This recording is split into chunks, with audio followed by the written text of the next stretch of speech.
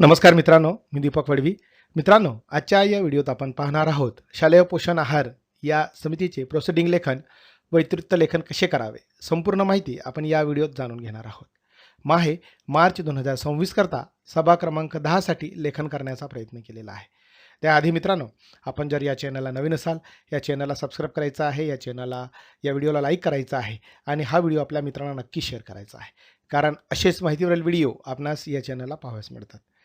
मित्रांनो, आपणास जर या शालेय पोषण आहाराची PDF किंवा वर्ड फाईल हवी असेल तर डिस्क्रिप्शनला जी लिंक दिली आहे त्यावरून आपण ही प्राप्त करू शकतात. या ठिकाणी शाळा, केंद्र, तालुका, जिल्हा आपणास टाकून घ्यावायचा आहे. ज्या दिवशी आपण शालेय पोषण आहार समितीची बैठक घेणार आहोत ती तारीख या ठिकाणी टाकून घ्यायची आहे. ठराव किंवा ठरावाचा तपशील थोडक्यात या पद्धतीने लेखन करून घ्यावायचं आहे. दिनांक 6 मार्च 2026 रोजी या ठिकाणी शाळेचं नाव टाकायचं आहे. या ठिकाणी शालेय पोषण आहार समितीचे जे अध्यक्ष आहेत त्यांचं नाव या ठिकाणी टाकून घ्यायचं आहे. शालेय पोषण आहार समितीची सभा घेण्यात आली. सदर सभेसाठी श्री टिंबटिंब शाळेचे मुख्याध्यापक उपस्थित होते. या पद्धतीने थोडक्यात प्रस्तावनेचं लेखन आपल्याला करून घ्यावायचं आहे. सभेचा पहिला विषय या ठिकाणी घेण्यात आलेला आहे, मागील सभेचे इतिवृत्त वाचन करणे. 10वी सभा आणि पहिला विषय आहे, सभेत मागील सभेचे इतिवृत्त वाचून कायम करण्यात आले आहे. 2 नंबरचा विषय या ठिकाणी घेण्यात आलेला आहे, शालेय पोषण आहार योजनेचा आढावा. शालेय पोषण आहार योजनेचा आढावा घेण्यासाठी समितीची बैठक आयोजित करण्यात आली. बैठकीस मुख्याध्यापक, शिक्षक व समिती सदस्य उपस्थित होते. विद्यार्थ्यांना दिल्या जाणाऱ्या आहाराच्या गुणवत्तेची तपासणी करण्यात आली.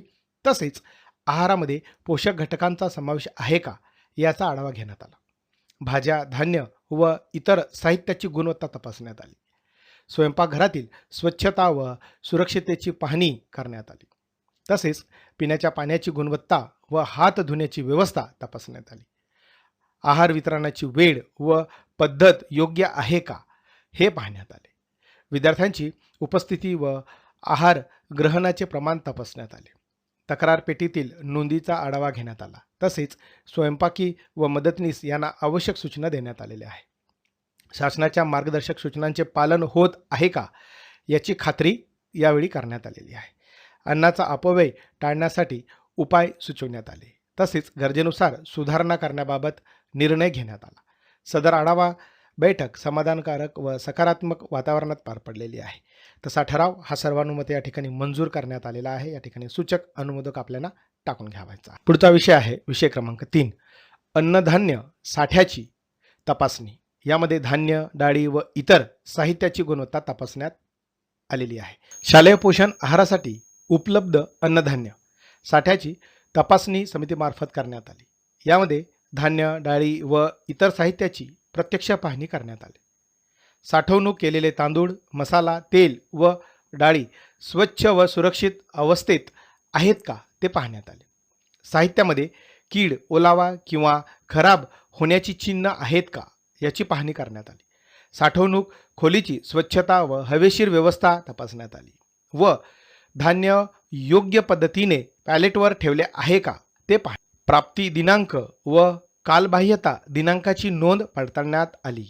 वजन व प्रमाण शासनाच्या नोंदीनुसार आहे का ते तपासण्यात आलेले आहे. डाळी व मसाल्यांची गुणवत्ता मानकानुसार असल्याची खात्री करण्यात आली. स्वच्छ व बंदिस्त भांड्यांचा वापर होत आहे का ते पाहण्यात आलेलं आहे. उंदरांपासून व कीटकांपासून संरक्षणाची व्यवस्था तपासण्यात आली. अन्नधान्य वितरण नोंदवहीची पडताळणी करण्यात आलेली आहे. आढळलेल्या किरकोळ त्रुटी त्वरित दुरुस्त करण्याचा सूचना देण्यात आलेल्या आहे. स्वयंपाकी व संबंधित कर्मचाऱ्यांना आवश्यक मार्गदर्शन करण्यात आले आहे. तपासणी समाधानकारक आढळली असून समितीने अहवाल नोंदवलेला आहे व हा ठराव सर्वानुमते या ठिकाणी मंजूर करण्यात आलेला आहे.